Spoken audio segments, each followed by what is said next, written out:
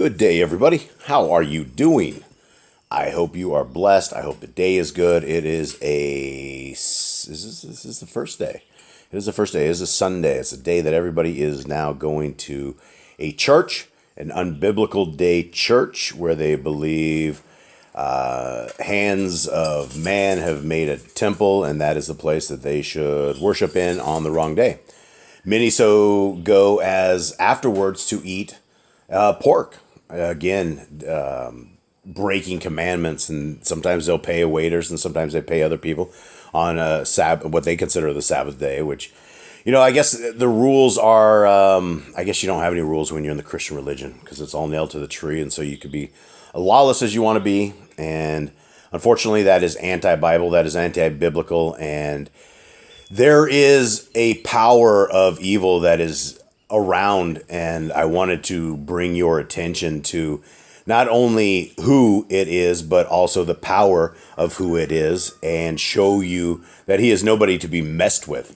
He is somebody that knows your name, somebody that knows your family's name, somebody that knows your weaknesses, and somebody that is after us at all times. And I can say that I believe, I am 99% sure that this is the same person as Satan.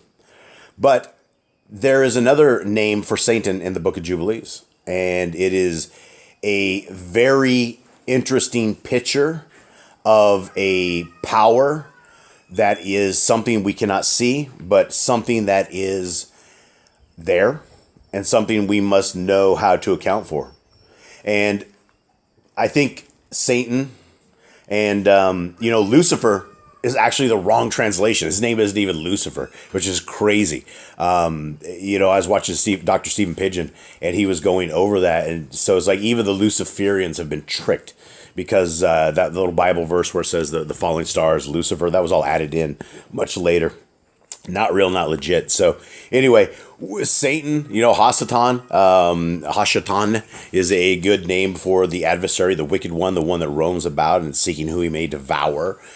And in the book of Jubilees, his name is Prince Mastema. And Prince Mastema is a very powerful entity that is able to do very crazy things. And when we don't have these scriptures in the Bible, we are lacking a lot of the knowledge that we need to be able to defend ourselves.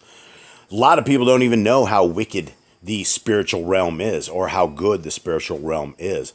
And if you cannot get a grip on the spiritual, you'll never make it through the physical to get there. And so I believe without a shadow of a doubt that there are angels among us that are Yah's team, that are on his team, and that they are the ones who save us. They save us from a lot of issues, a lot of injuries. But there's also the really bad angels, and Prince Mastema is one. And in the Bible we hear of him as Satan, Hasatan. And so let's begin, and let's take a quick look, and let's see if we can identify who the enemy is, so that we are able to defend ourselves from the enemy. And there's this let me go real quickly over to Jim Staley's prophecy for 2022 real quick, and just throw some what I thought was really good in there. And his entire thing is pro Bible. It is pro biblical wording. It is pro biblical everything. Extremely well written. And I have a sneaking suspicion this is from our Creator. And because there's nothing that is bad about it. It's simply that our Creator wants us to be in prayer with him at all times. And he is going to measure that time of prayer, which I believe is very true. It's the only line of communication that we have with our Creator is by prayer. And so we need to be in constant prayer, pray without ceasing, right? And that was the bottom line of the message, is that judgment is coming, and those who will be saved are the ones who are praying. And the ones, what he did not touch on, which I want to always touch on, is that we must be keeping the laws, statutes, and commands of our Creator, his precepts, his ordinances, what he says goes. And it's not just from, a couple of scriptures. It is from the front of the book to the end of the book. And the common theme from the front of the book to the end of the book is and always will be obeying our Creator. If you obey him, good things come. If you don't obey him, you get tossed up into enemy territory. Bad things happen, plagues happen, things of that nature. So we are dealing with entities of darkness that have extreme power over our lives if we are unable and unknowing how to defend that. And the defense is always going to be prayer and fasting. So let's get into this and see if we can get something awesome. All right, Jubilees 48. And in the 6th year of the 3rd week of the 49th Jubilee, you did depart in the land of Midian, 5 weeks and 1 year. And you did return into Mitzrayim in the 2nd week, in the 2nd year, in the 5th Jubilee. And you yourself know what he spoke unto you on Mount Sinai, and what Prince Mestema desired to do with you when you were returning to Mitzrayim. And so before we go any further on that, this is a, you can see intent, right? You can see Prince Mestema, this angel of darkness, Hashatan, has intent, bad intent against you. And so this is where you must understand that, you know, you're being watched. The stuff you do, you're being watched. Verse 3, did he not with all his power seek to slay you and deliver the Mitzrayim out of your hand when he saw that you were sent to execute judgment and vengeance on the Mitzrayim? And I delivered you out of his hand, and you did perform the signs and wonders which you were sent to perform in Mitzrayim against Pharaoh and against all his house and against his servants and his people. And Yahuwah executed a great vengeance on them for Yashrael's sake, and smote them through the plagues of blood and frogs, lice and dog flies, and malignant boils breaking forth in the plains, and their cattle by death and by hailstones. Thereby he destroyed everything that grew for them, and by locusts which devoured the remnant which had been left by the hail, and by darkness, and by the death of the firstborn of men and animals. And on all their idols Yahuwah took vengeance and burned them with fire. And everything was sent through your hand, that you should declare these things before they were done. And you did speak with the king of Mitzrayim, before all his servants and before his people. Now, again, sorry for the background noise. It's I have no studio, no way to actually record this, so I'm just doing this surrounded by activity. And so one thing that in this chapter that I want to touch on is that the person speaking is a person speaking to Moses, and it's coming from his account of what had happened, right? He is actually on an account saying what's happening, what's not happening, right? He said he was there. He's like, this is how it went down, Moshe. Hold on real quick. Your hand. There's before. Verse 7, and everything took place according to your words. 10 great and terrible judgments came on the land of Mitzrayim, that you might execute vengeance on it for Yashrael. And Yahuwah did everything for Yashrael's sake, and according to his covenant, which he had ordained with Abraham, that he would take vengeance on them as they had brought them by force into bondage. Here we go about some more stuff with Prince Mestema. And the Prince Mestema stood up against you and sought to cast you into the hands of Pharaoh, and he helped the Mitzri sorcerers. So when we have the account in the Bible of, you know, them turning the sticks into snakes and, you know, them being able to duplicate that, those stories don't, you know, it's like, wow, how are these people able to do that? Well, these people were able to do that with the power of Prince Mestema, the all power on this land. You know, this is a angel of powerful darkness. So, you know, and this is, you know, when bad things are happening, there's a good chance evil like this could be attached and doing some wickedness on you. Verse 10, and they stood up and wrought before you the evils indeed. We permitted them to work, but the remedies we did not allow to be wrought by their hands. Which, this is another interesting thing, right? Listen, these angels are angels, right? The angels that are protecting us, they have power as well. He's like, they wrought before you evils that we permitted, right? So angels are sitting here watching us at all the times as the forces of darkness are trying to thwart our lives and probably get us killed. They probably, especially Torah keepers, if you guys are keeping the law, statutes, and commands of our Creator, guaranteed you're under double the attack of anybody else. Verse 11, and Yahuwah smote them with malignant ulcers, and they were not able to stand, for we destroyed them so that they could not perform a single sign. And notwithstanding all these signs and wonders, the prince Mistema was not put to shame, because he took courage and cried to the Mitzrayim to pursue after you with all the powers on the Mitzrayim, with their chariots and with their horses and with all the hosts of the peoples of Mitzrayim. Guys, so when people are acting like devils and demons, they could very well be under the power of Prince Mistema, right? If he is able to take an entire group of people and upset them and have the Pharaoh drive all their people out and go after these people after they had the 10 plagues. That's why you're like, wow, what is wrong with this Pharaoh? What is wrong with this guy? You know, plague 3 or 4, you would go like, all right, that's enough. I'm not messing with this God of these people. He's messing me up. So you have Prince Mistema making people do things that don't make any sense whatsoever.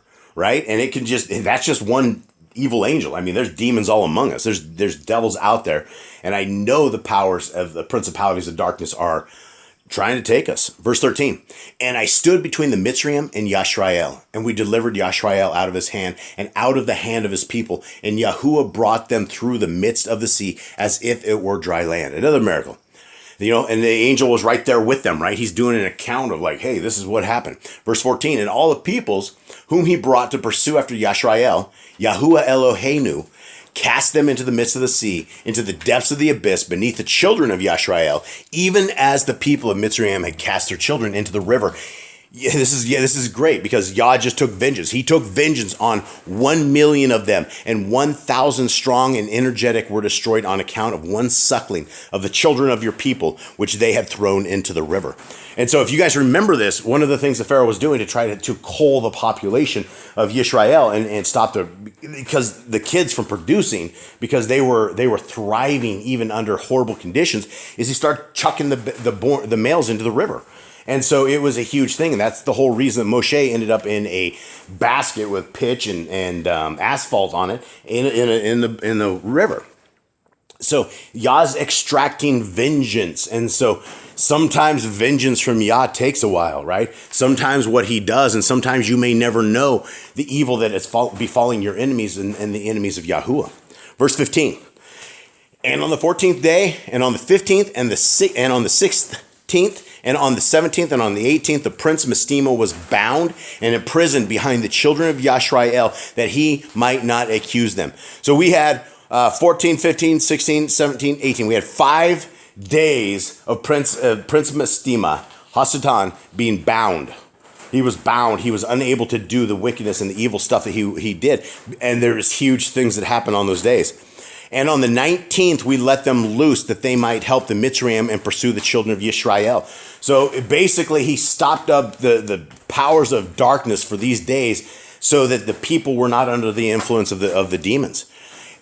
Verse 17, and he hardened their hearts and made them stubborn, and the device was devised by Yahuwah Eloheinu, that he might smite the Mitzrayim and cast them into the sea. Now this is cool. Verse 18, on the 14th, so we're going back 5 days, right? Because it just went 5 days, gave us to the 19th, and then we were back to, he's kind of retelling this part of the story.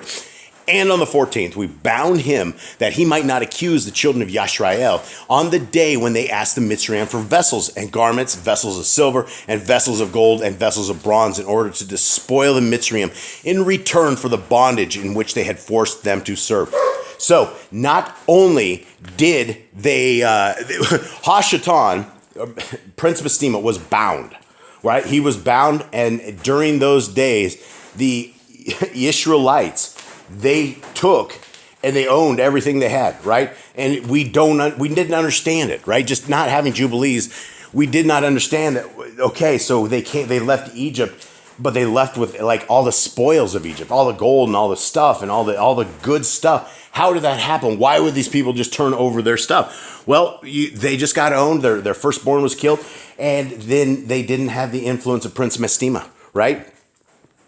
Verse 19, and the final thing, we'll wrap it up. Verse 19, and we did not lead forth the children of Yashrael from Mitzrayim empty-handed.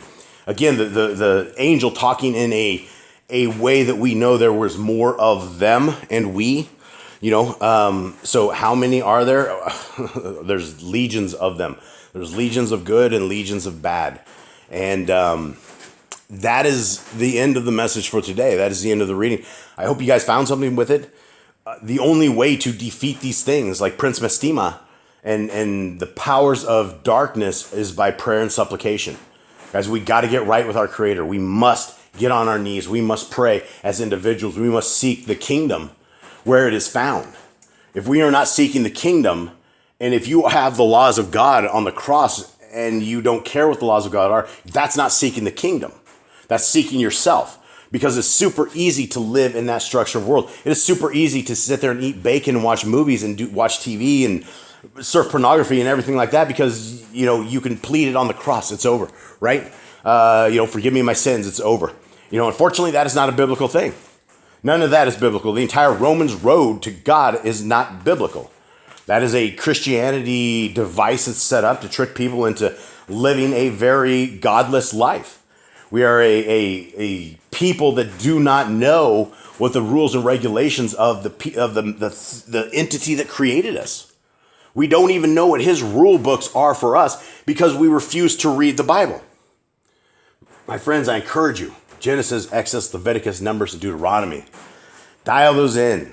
Then dial in Matthew, Mark, Luke, and John. Dial those in, and then keep going back and forth, and then expand across the rest of the Bible so it all makes sense. But I'll tell you what the Bible says. From the front to the back, it says, keep my laws, statutes, and commands. And the people of the end generation are the people that are keeping the laws, statutes, and commands, and they also have the faith of Yahushua HaMashiach. There's no other name under heaven by which you may be saved. It's a dead-end road if you do not call upon the name of our Mashiach. Our Messiah, most know him as Jesus, but there were no J's in Hebrew. His name was never Jesus. That was a 1611 invention of the King James Version Bible. The letter was invented in 1524. It wasn't even around, and there were no J's. His name was Yahushua. And I know there's a lot of different people with a lot of different ways they say this. It's as close as we know it to be. It's like Joshua with a Y. I've seen how everyone has it. It's like Yeshua, Yahushua, right? The meaning in Hebrew is salvation, and that is what we are looking for. Guys, I hope you have a wonderful day. Much love to you all. I'm out.